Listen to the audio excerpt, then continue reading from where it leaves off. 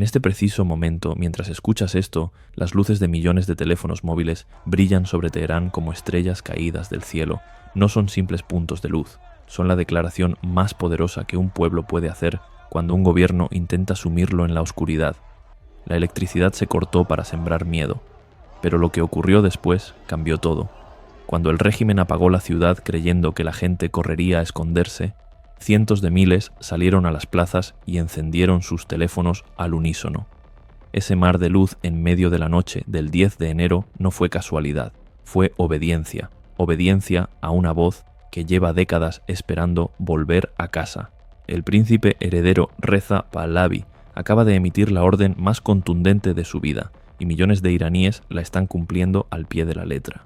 Durante 47 años, Irán ha sido gobernado por un sistema que prometió justicia divina y entregó miseria terrenal, pero algo se rompió, y no fue un cristal, fue el pacto del miedo, ese acuerdo invisible que mantenía a la gente en silencio. Ahora ese pacto está hecho pedazos en las calles de más de 30 provincias, y lo que estamos viendo no es una protesta más, es el principio del fin. Retrocedamos apenas unos días. El príncipe Reza Pahlavi publica un mensaje que sacude los cimientos del país. No habla como opositor, habla como comandante. Sus palabras son claras y directas. Ya no se trata de salir a manifestarse, se trata de conquistar y defender territorios, de tomar el control físico de las plazas, de las calles principales, de los centros neurálgicos de cada ciudad. Esto no es retórica, es una instrucción militar disfrazada de mensaje político, y la respuesta fue inmediata. Punak, Janatabad, Farasadi. Estos nombres suenan lejanos para muchos, pero son zonas estratégicas del norte de Teherán, y todas ellas han caído, no en sentido figurado, han caído literalmente. Las fuerzas de seguridad se replegaron, el tráfico se detuvo por completo, las arterias principales se convirtieron en territorios liberados donde la autoridad estatal simplemente dejó de existir. Por primera vez desde 1979 hay grandes extensiones de la capital iraní donde la policía no se atreve a entrar. Piensa en lo que eso significa. Una ciudad de más de 9 millones de habitantes, el corazón administrativo, político y simbólico de la República Islámica.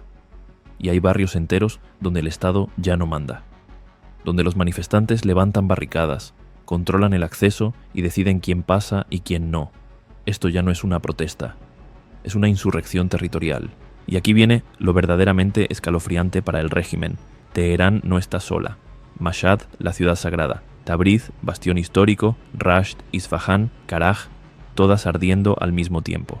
El régimen diseñó su estrategia de represión para aplastar focos aislados, enviar fuerzas móviles de un lugar a otro, concentrar violencia donde haga falta, pero cuando 31 provincias estallan simultáneamente, esa estrategia colapsa. No hay suficientes tropas, no hay suficiente coordinación, no hay suficiente control. Las estimaciones hablan de más de 1.850.000 personas en las calles la noche del 10 de enero, y esa cifra probablemente se triplicó antes del amanecer. Esto no tiene precedentes, ni siquiera en las grandes revueltas anteriores se vio una movilización de esta magnitud y simultaneidad. El efecto dominó está funcionando a la perfección. Cada ciudad que se levanta anima a la siguiente, cada barrio liberado inspira al vecino. La geografía se ha convertido en la peor enemiga del régimen. Pero volvamos a ese momento, la noche sin luz. Las autoridades tomaron una decisión desesperada: cortar la electricidad en Teherán, Mashhad y Tabriz. Un apagón masivo, un movimiento clásico de intimidación, sumir a la población en tinieblas para que sienta vulnerabilidad, para que tema salir, para que se quede en casa temblando. Funcionó en otros países, en otros momentos, pero no aquí, no ahora. Porque Reza Pahlavi había dado una orden específica días antes: no abandonéis las plazas, son vuestras, defendedlas. Y cuando cayó la noche y las luces se apagaron, la gente no huyó. Hizo exactamente lo contrario, se concentró. Punak Square se llenó como nunca antes, y entonces ocurrió algo que quedará grabado en la historia. Cientos de miles de personas encendieron las linternas de sus teléfonos, todas a la vez, como si hubieran ensayado, como si hubieran recibido la misma instrucción al mismo segundo. El resultado fue un océano de luz parpadeante que cubría kilómetros, un resplandor visible desde satélites, un mensaje tan claro que no necesitaba palabras. Estamos aquí, no tenemos miedo, no nos vamos, y si nos quitáis la electricidad, nosotros seremos la luz. El régimen quiso crear oscuridad y terror, creó su peor pesadilla, una demostración visual de unidad, disciplina y determinación que destruyó de golpe décadas de propaganda sobre el poder del Estado. Las fuerzas de seguridad tienen equipos de visión nocturna. Dependen de la oscuridad para moverse sin ser vistos, para dispersar multitudes, para sembrar el caos sin testigos, pero ese mar de luces de teléfonos anuló por completo esa ventaja táctica. De repente, todo estaba iluminado, cada movimiento policial visible, cada intento de represión expuesto. La oscuridad, que debía ser su aliada, se convirtió en su trampa. Y mientras esto ocurría en las calles, Reza Pahlavi seguía enviando mensajes, no solo a la gente, también al régimen. Le dice a Jamenei que prepare su maleta, que su destino está en Moscú, junto a Bashar al-Assad, que tiene una última oportunidad de huir antes de que sea demasiado tarde. Esto no es lenguaje de oposición, es lenguaje de vencedor, es humillación psicológica, reducir al líder supremo a un refugiado sin opciones, despojarle de toda aura de poder, presentarlo como un hombre acabado buscando dónde esconderse. Este tipo de guerra psicológica tiene efectos devastadores, porque no solo desmoraliza al líder, desmoraliza a todos los que le sirven, a los soldados, a los policías, a los burócratas. Si el propio presidente puede criticar al régimen abiertamente, si el príncipe heredero habla como si ya hubiera ganado, ¿por qué arriesgar la vida defendiendo algo que se está derrumbando? La cadena de mando se fractura, la lealtad se evapora y el aparato represivo simplemente deja de funcionar.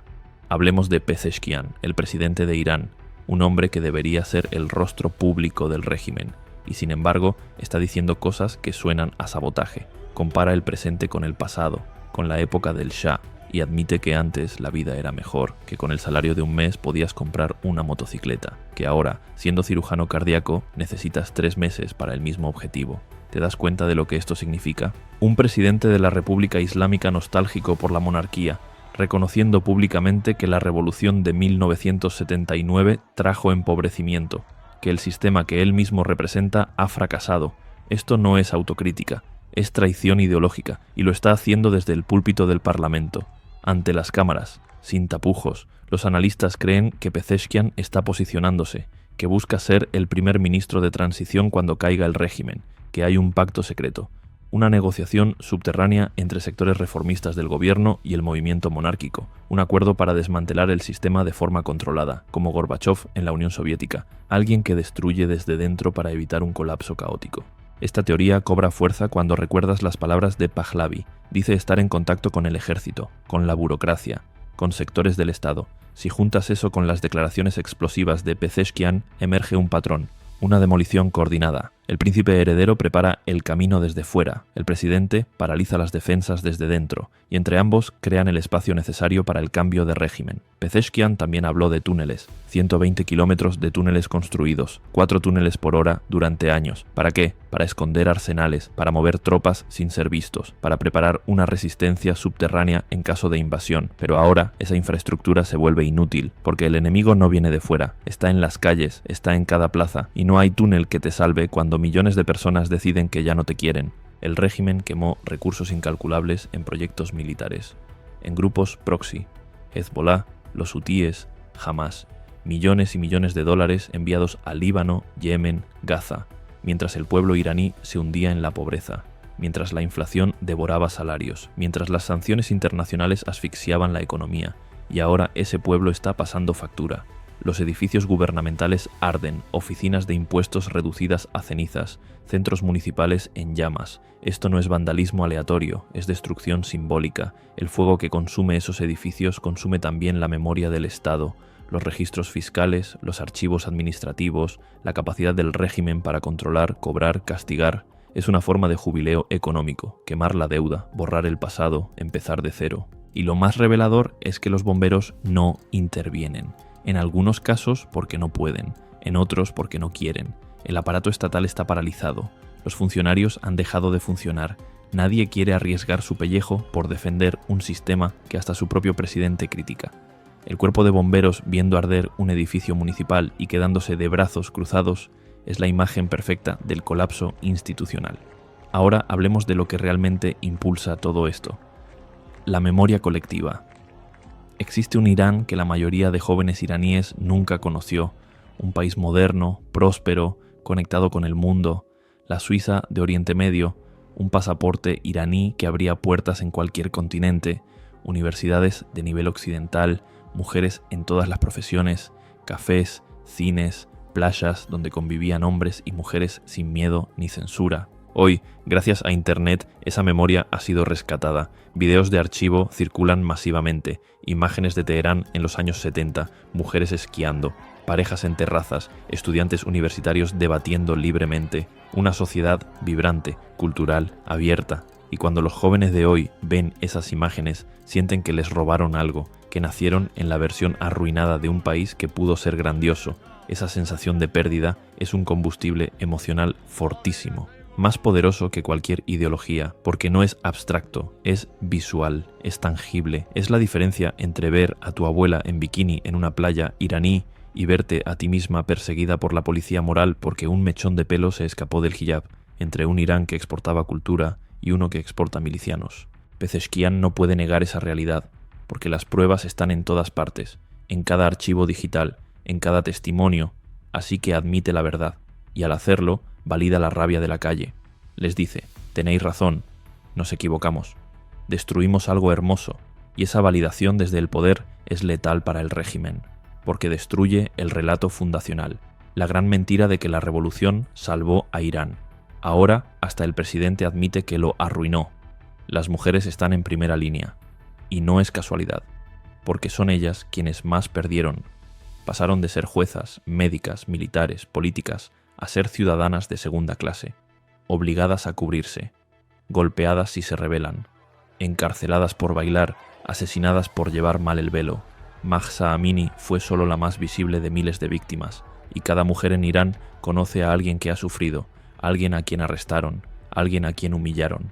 Por eso los gritos más fuertes en las manifestaciones son de mujeres, por eso queman sus hijabs, por eso lideran las cargas contra la policía, porque están recuperando lo que les arrebataron, y cuando gritan «Viva el Shah», no están defendiendo a un hombre, están defendiendo una época donde podían existir sin miedo. El régimen intentó borrar esa época de la historia, reescribió libros de texto, censuró películas, prohibió música, creó una narrativa donde antes de la revolución todo era oscuridad y opresión, y funcionó durante décadas, pero Internet destruyó esa narrativa. Las redes sociales sacaron a la luz los archivos ocultos, y ahora todo el mundo puede ver la verdad. Un Irán lleno de vida que fue reemplazado por un Irán lleno de prohibiciones. La caída de Mashhad es especialmente simbólica, es la ciudad de Jamenei, su bastión espiritual, el corazón ideológico del régimen, y allí también gritan el nombre de Pahlavi, allí también ondean banderas con el león y el sol, allí también la gente ha dejado de temer. Si Mashhad cae, todo puede caer, porque Mashhad era el último refugio simbólico de la revolución islámica, y luego están los soldados. Las imágenes de militares sosteniendo la bandera monárquica en el metro de Teherán son demoledoras, porque el ejército es la columna vertebral de cualquier dictadura. Sin ejército leal, ningún tirano sobrevive, y si el ejército empieza a cambiar de bando, el final está cerca. No sabemos cuántos soldados simpatizan con el movimiento, pero sabemos que muchos no están dispuestos a disparar contra sus compatriotas. Pahlavi ha sido muy inteligente en esto. Su mensaje hacia los militares no es de confrontación. Les habla como compatriotas. Les recuerda que la gente en las calles es su familia, sus hermanos. Les pide que no repriman. Y esa estrategia está funcionando, porque los soldados también son víctimas del régimen, también sufren la pobreza, también ven a sus familias hundirse. Y cuando el presidente del país admite que todo va mal, cuando el príncipe heredero promete un futuro mejor, ¿por qué seguir obedeciendo órdenes de torturar y matar? El régimen jugó todas sus cartas: violencia, censura, propaganda religiosa, cortes de internet, apagones. Nada funcionó. Cada medida represiva generó más rabia, cada intento de silenciar amplificó las voces, cortaron internet y la gente salió a las calles, cortaron la luz y la gente se convirtió en luz. Es el efecto boomerang perfecto, cada golpe regresa multiplicado. Y ahora Reza Pahlavi habla de volver, de pisar suelo iraní, de estar con su pueblo, y millones de personas están preparando ese camino, literalmente, tomando control de calles que conducen al aeropuerto, creando zonas seguras donde pueda aterrizar sin ser detenido. Esto ya no es simbólico, es logístico, es operacional. La estrategia de Pahlavi es clara. No busca solo manifestaciones, busca control territorial, zonas liberadas, espacios donde el Estado no pueda entrar, donde la gente gobierne, y esas zonas se están multiplicando, como células de un organismo que crece. Cada barrio conquistado es una base, cada plaza defendida es un punto de no retorno. El régimen puede intentar contraatacar, puede enviar tropas, puede declarar ley marcial, pero enfrenta un problema insalvable. Está peleando en demasiados frentes, y su propia cúpula está dividida. Pezeshkian deslegitimando el sistema, sectores del ejército simpatizando con los manifestantes, burócratas abandonando sus puestos. La máquina estatal se está desintegrando. Los próximos días serán decisivos. O el régimen logra un golpe de autoridad masivo que aterrorice nuevamente a la población, o se desmorona por completo, y todas las señales apuntan a lo segundo, porque el miedo se rompió, y una vez que el miedo desaparece, nada puede detener a un pueblo determinado. Irán está al borde del mayor cambio en casi medio siglo, un cambio que no vendrá de fuera, que no será impuesto por potencias extranjeras, que nacerá desde dentro, desde las calles, desde millones de voces que decidieron que 47 años de sufrimiento son suficientes. Cuando amanezca en Teherán, el mundo podría despertar ante un país completamente distinto, un Irán que recuperó su historia, que reclamó su identidad, que eligió el futuro sobre el dogma, y si eso ocurre, será porque un pueblo entero se negó a vivir en la oscuridad, porque cuando apagaron las luces, encendieron algo mucho más poderoso, la esperanza. Las plazas siguen llenas, los gritos continúan, y el nombre que resuena en cada esquina es el mismo, Pahlavi, no como un salvador mágico, sino como el símbolo de lo que pudo ser y lo que aún puede ser. Un Irán moderno, libre, próspero, respetado. El régimen está en pánico, el pueblo está decidido, y la historia se escribe en este preciso instante, no en libros, no en discursos, sino en las calles de Teherán, Mashhad, Tabriz, y cada ciudad que se niega a seguir siendo prisionera de un sistema que traicionó todas sus promesas. Lo que comenzó como protestas dispersas se convirtió en un movimiento coordinado. Lo que parecía imposible se volvió inevitable, y lo que el régimen creyó controlar para siempre se le escapa entre los dedos como arena, porque hay fuerzas más grandes que los ejércitos, hay verdades más poderosas que las armas, y hay momentos en la historia donde todo cambia. Este es uno de esos momentos.